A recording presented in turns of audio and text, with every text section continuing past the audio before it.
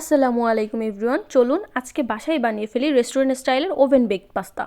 Pasta বানানোর জন্য প্রথমে আমি পাস্তাগুলিকে লবণ আর একটু তেল দিয়ে সেদ্ধ করে নিয়েছি। তারপর একটি প্যানে আমি কিছুটা বাটার দিয়ে তার মধ্যে একটু রসুন কুচি দিয়ে এটাকে ভেজে নিব। তারপর আমি এখানে মাশরুম, ক্যাপসিকাম, একটু সসেস, কাঁচামরিচ এগুলো দিয়ে সুন্দরভাবে ভেজে নেব। ভেজে নেওয়ার পরে আমি এখানে একটু ময়দা দিয়ে নেড়ে ছেড়ে তারপর দুধ দিয়ে একটা হোয়াইট সস বানিয়ে নিব। হোয়াইট সসটা হয়ে গেলে তার মধ্যে আমি একটু গোলমরিচের গুঁড়া দিব আর পাস্তার মধ্যে যে একটা মশলা থাকে সেটাও অ্যাড করে দিব। বাস এই তো নেড়ে চেড়ে তারপর আমি একটু এখানে টমেটো কেচাপ অ্যাড করব।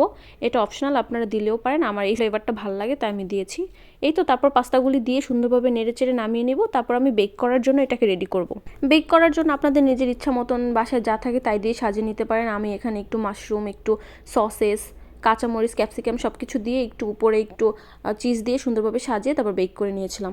একদম পারফেক্ট একটা বেক পাস্তা হয়েছিল। আপনারা কিন্তু অবশ্যই বাসায় ট্রাই করতে পারেন, খুবই দারুণ হয়। আমার ভিডিও কেমন লাগলো অবশ্যই কমেন্ট করে জানাবেন। দেখা হবে অন্য কোনো ভিডিওতে। সে পর্যন্ত সবাই ভালো থাকবেন। আল্লাহ হাফেজ।